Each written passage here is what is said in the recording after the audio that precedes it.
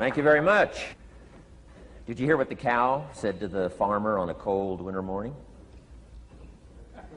Thanks for the warm hand.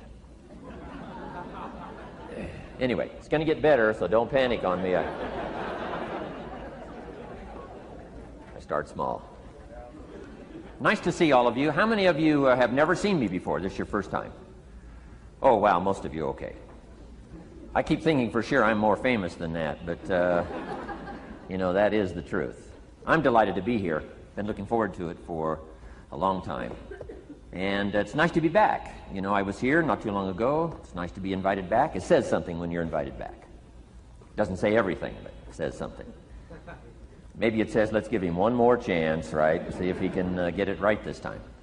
But I'm delighted to have all of you here. We're going to spend the day together. I feel two major responsibilities, and I'm sure you can guess what those are.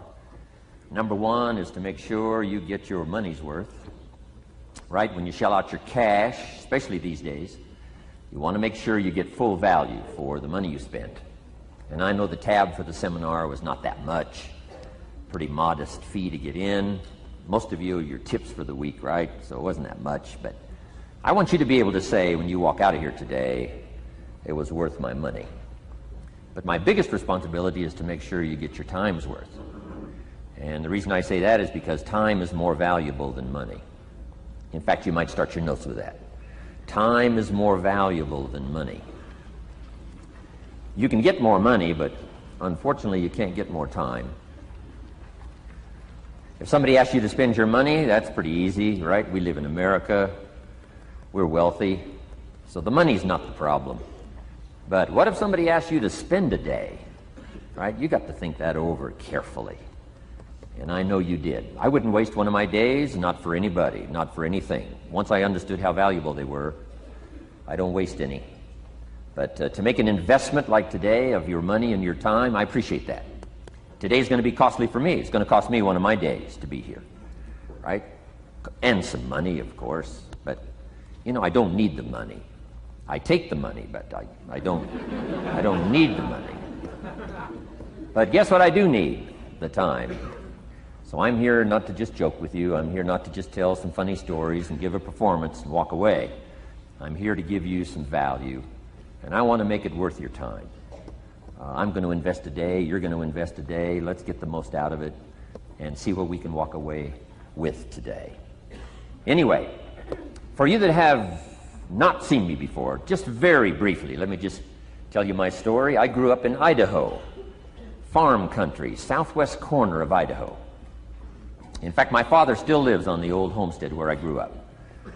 He'll be 89 his next birthday. He still hasn't retired. I'm proud of my dad. He's never been ill. He's really something. I'm trying to get him to retire this year, 88. I'm telling my father, what a good year to retire when you're 88. And he says, hey, talk to me in 10 years, right? I might be ready. But anyway, I went to high school. I graduated. I went to college 1 year. Halfway through my second year of college, I decided I was smart enough, so I quit. One of my major mistakes. I should have stayed in school. But I thought, heck, you know, I'm smart enough to get a job. That's what life's all about, right? Get a job, pay your bills, work hard, stay out of trouble, keep your fingers crossed, hope for the best.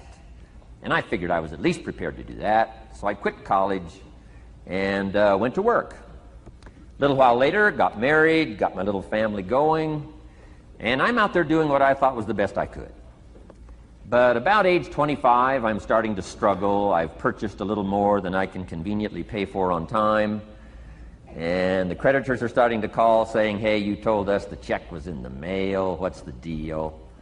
And I'm getting embarrassed by that. I'm also embarrassed, big mouth me, with all the fancy promises I made to get married. I'm way behind on those promises, and I'm getting discouraged, wondering what to do. And I thought, well, maybe I should go back to school, right? 1 year of college, pretty short on an application. But, you know, tough to go back to school, right? Especially when you got your family going. Time to stay is when you're there. So I discounted that. I thought, well, if I, you know, had my own business, that would be the way to go. But, you know, I'm short on money, too much month at the end of the money. If you've ever been there, that's where I was, age 25. So I had to discount that, and I'm discouraged, wondering, where do I go from here? And then the miracle happened for me. Good fortune came my way. And who can explain good fortune? I don't know. Remarkable things that happen to you at a particular time. Sometimes it's just unexplainable how those things happen. One of my friends says, well, hey, things don't just happen. Things happen just. Another good note for your notes. Things don't just happen. Things happen just. And maybe that's it. I don't know. I'm an amateur on life, I guess like most of us are, trying to figure it out, how to make it valuable. But I was ready. And my good fortune was, at age 25, I met a very wealthy man. His name was Mr. Schoaf, Mr. Earl Schoaf. A friend of mine had gone to work for him, and he started telling me about this man. He said, you got to meet this man I've gone to work for. He's wealthy, but he's easy to talk to. And he's got a unique philosophy of life. And the more he kept talking about this man, I thought, well, I've got to meet this man. So sure enough, shortly after that, I had a chance to meet this remarkable wealthy man, and I was impressed. He was wealthy. Sure enough, he was easy to talk to. I was so intrigued, within a few minutes, I said to myself, if I could be like him, farm boy from Idaho, if I could be like him, I'd give anything.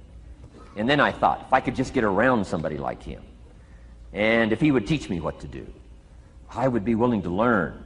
I'm coachable. And that was my good fortune. A few months later, this wealthy man that I met, Mr. Schoaf, took a liking to me, hired me, gave me a job. I went to work for him. And I spent the next 5 years in his employ. And then, unfortunately, he died at the end of that period, at age 49. His last 5 years, but the first 5 years of my new life, I got to spend with this remarkable man, and my dream came true. He coached me. He taught me. He taught me the books to read. He taught me the disciplines. He taught me the changes to make in my language and personality. And the things he shared with me during that 5 years literally changed my life, turned my life around, changed my income, changed my bank account, changed my future, changed everything. I've never been the same since that unique experience. And I wish he was still alive today, Mr. Schoaf. I'm sure if he was alive today, especially after this seminar, Idaho Farm Boy makes it to Dallas, Fort Worth, full house, standing room only. Pretty awesome, I'm sure. If he was alive, I'd be calling him today saying, you won't believe what's happening to me. I've had a chance now to share with other people what you shared with me. But anyway, how I got here. 30 plus years ago, I was living in Beverly Hills, California. And one day a friend of mine, businessman friend, said, Jim, I'd like to have you come and share your story with my service club that I belong to, the Rotary Club. He said, I know your story, Idaho Farm Boy makes it to Beverly Hills. But he said, I think my club members would love to hear your story. He said, if I arranged one of our breakfast meetings, would you come tell your story? Just share a few thoughts. I said, okay. So I agreed to go give this breakfast talk. And guess what? They liked it. And my telephone rang. I got another call saying, we heard you've given your story and shared some ideas. Would you come talk to our club? First thing I know, I'm starting to devote a piece of my business time to giving these talks. And then one day, a businessman who'd heard my talk, I think 2 or 3 times, approached me and said, would you come and share that story and some thoughts with my management and salespeople? I said, I got this little company going. And he said, if you'd come tell your story to my organization, he said, I'd be happy to pay you. And I thought, wow, wouldn't that be something? So I agreed to go do it, and I got paid. Little did I know, another fortune was waiting for me to translate my ideas into talks and speeches and seminars. Now I've written some books. It's on cassette tape, and now I get to travel around the world. Last year I was in Japan and Israel, Spain, Mexico, Australia, New Zealand, France, Germany, Canada, and now Dallas, Fort Worth. So Idaho Farm Boy gets to travel around the world and share his story, and here I am today. Anyway, it's almost too much for me to comprehend. From where I started, raised in obscurity, in a little small farm community, and now to be here today is pretty awesome for me. So anyway, that's just a little bit about my story. My story is probably more intriguing for me than it is for you, but I wanted to hear it again, so I thought I would just, bore you with it. Anyway, I don't ask you to be impressed today. I'm the one that's impressed from where I came from to have a chance. But that's the American dream, right? Come true. Chance to start from scratch, start from obscurity, start with pennies, start with nothing, and have a chance to transform your life, change your life, set your goals, and see what you can accomplish. So anyway, that's how I got here. And I'm just delighted that this day has arrived, and I truly want to make it valuable for you. Let's go to work. Here's what I hope you'll find out of this seminar today, for your notes. Here's what I hope you'll find. Number one, sincerity. Above all else today, I hope you'll find me sincere. Best place for people to start to communicate is sincerity on both sides. I'm sure you're sincere or you wouldn't be here today, right? To spend this kind of money, to spend this kind of time, roll up your sleeves today, go to work like I am, and get this message. You've got to be sincere. So I assume you're sincere. Now I want you to see me sincere. But I've got a good note for you to make. Sincerity is not a test of truth. Important note to make. Sincerity is not a test of truth. We must not make the mistake of saying, he must be right, he's so sincere. That would be a mistake. And here's why. It's possible to be sincerely wrong. So we don't mistake sincerity for truth, right? Sincerity is only a test of sincerity. Truth has to yet be tested by truth, okay? But hopefully you will find me sincere and truthful.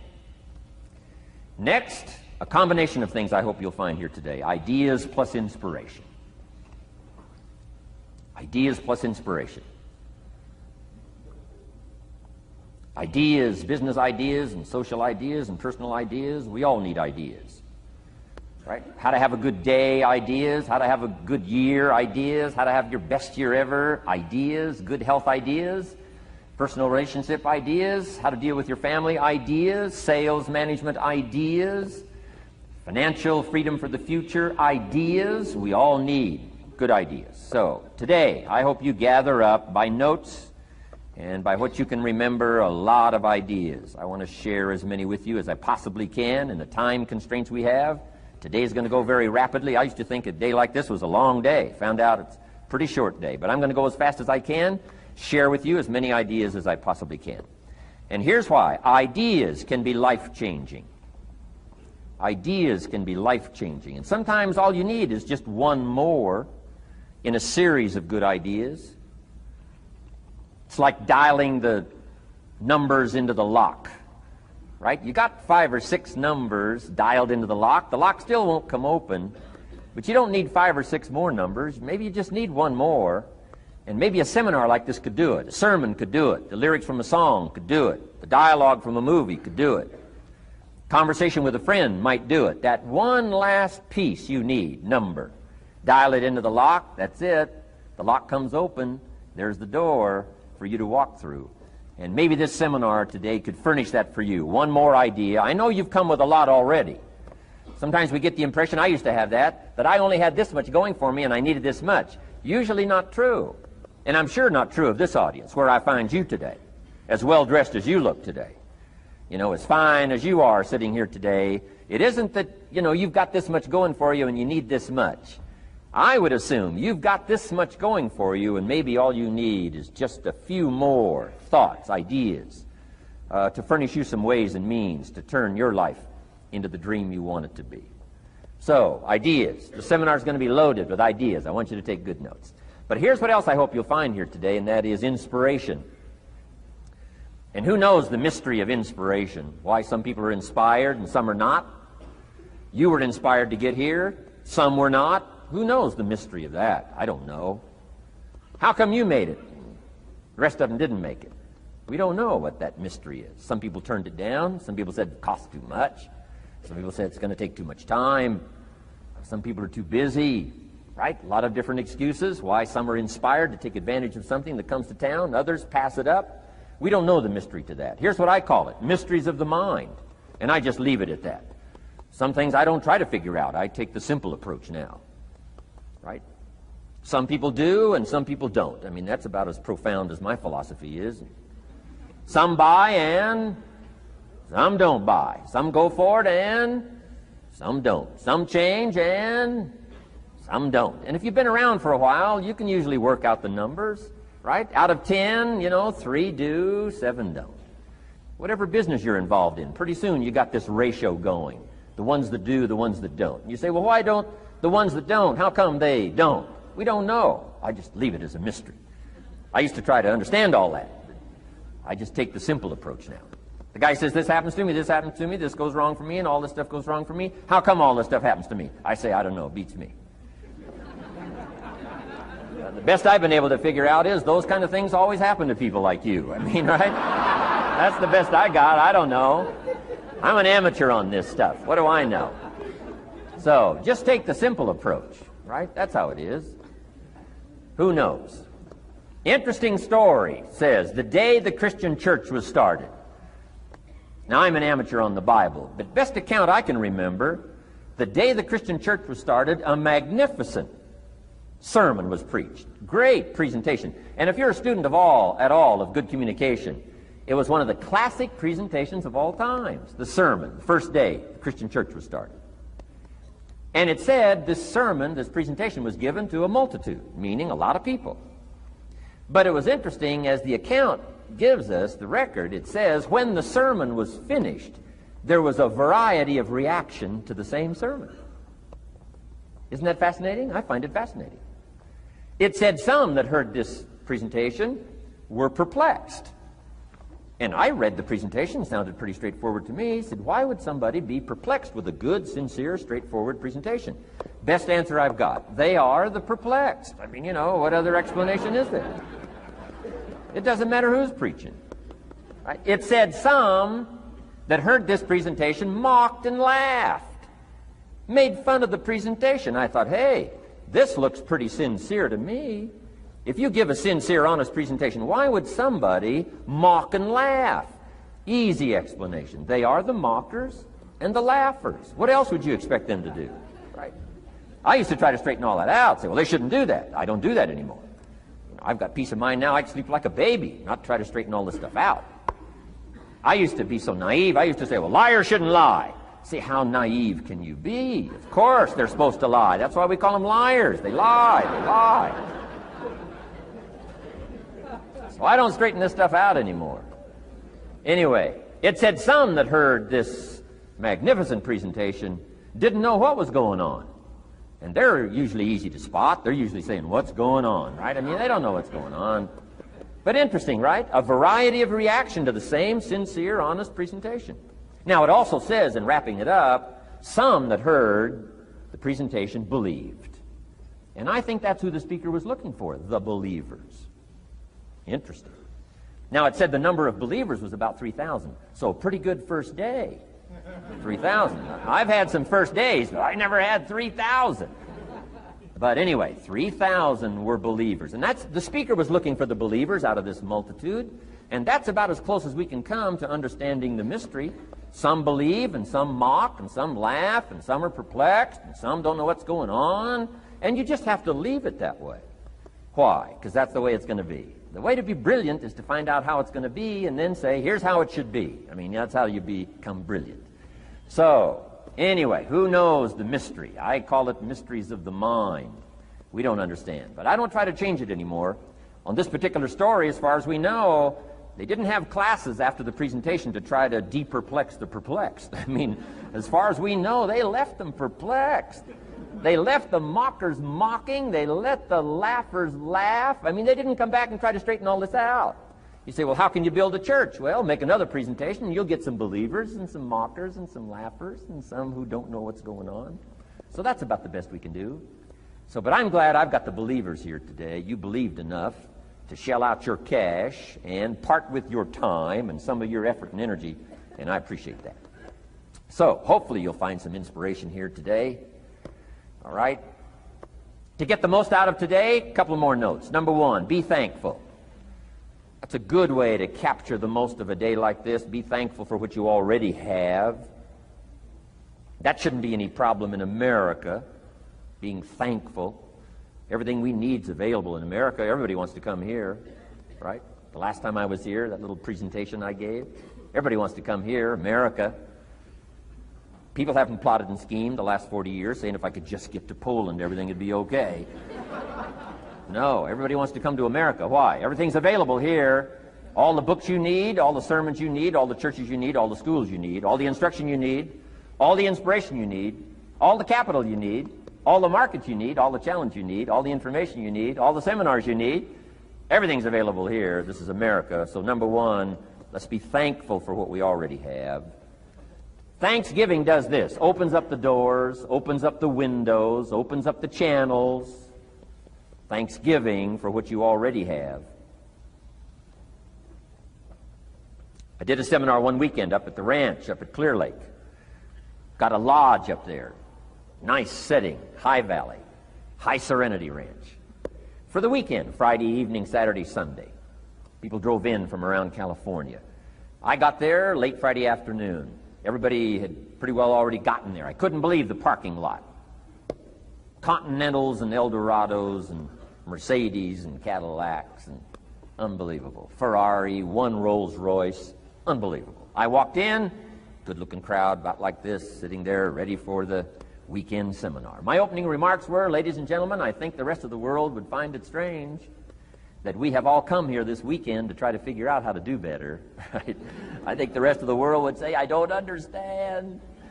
Guy in his Rolls Royce saying, I got to get to the seminar, find out how to get another one of these Rolls Royces. Unbelievable. Anyway, let's be thankful. Here's what locks up the doors and the channels to receive more: cynicism. That locks you away. That prevents you from learning more. Being a cynic about the past and the future, a cynic about the marketplace, cynical about the people, cynical about the institutions, cynical about the setup, cynical about yourself, cynical about your chances. See, that locks away all the chance for stuff to flow your way. So, good advice, I think, today. Start off, be thankful. Here's number two, listen well. That's going to be a challenge today. I understand that. Seems like most of, our life is still going on outside these four walls, right? Most of our life seems like it's all, continuing out there. Family and business and associates and market and economy and whatever else is happening in the midst of your life. And to sort of, pull your attention from what's going on out there and put it in here for just a few hours, I know is a challenge. But do the best you can, listen well. And here's the last one, take good notes. Be a good student today. Take some good notes. I've not come to entertain you. As you can tell by my opening joke, right? I would not make it in Las Vegas. So we don't have a dog and pony show today, no entertainment. But I do have some ideas. Take some good notes. Somebody showed me the other day notes that they took about 21 years ago, attending one of my seminars out in Los Angeles. He said, I still use these notes I took 21 years ago to help me in my business, relationship with my family. So I'd like to have these notes that you take today become that valuable for you. Then it would be worth me making the investment to come and spend a portion of my life, my time, my energy here. And I want this investment I'm making here today to pay off. And one of the ways it can pay off for me is for you to take good notes and then go away and use whatever makes sense. Because what I feast on coming back around is the stories out of this audience today. Sure enough, 6 weeks from now, 6 months from now, 6 years from now, somebody's going to, by phone, by letter, by personal contact, walk up to me and say, the things you shared that day got me thinking. And I started making some changes, and let me tell you what's happened to my business, let me tell you what's happened to my sales career, let me tell you what's happened to my relationship with my family. See, that'll make it worth it for me. Not the money, the return, something you can't buy with money. If somebody says, thank you for touching my life and taking the time to make the investment. And that's what I'm all about. So if you'll become a good student today. And here's the last note. Don't be a follower, be a student. You'll be happy to know today we haven't come seeking disciples. We've got no movement for you to join. I'm just here to share some of my experiences, good ideas, best I can. But I think that's good advice. Don't be a follower, be a student, right? Take advice but not orders. Take information, but don't let somebody, order your life. Make sure what you do is the product of your own conclusion. Excellent note to make. Make sure what you do is the product of your own conclusion. Not to do what someone else says. Take what someone else says, process it, think about it, ponder it. If it makes you wonder, if it makes you think, then it's valuable. Then, when you go take action, make sure that the action is not what somebody told you to do. Make sure the action is the product of your own conclusion. If you'll follow just a little bit of those simple guidelines, I'm telling you, the learning process can be speedy, swift, powerful. Your learning curve can go up, and then applying it to your business, your life, your family, conversations, equities of all kinds. You'll find some progress like I did that first 5 years when I met a teacher willing to share with me, turned my life around. Progress I couldn't believe happened for me.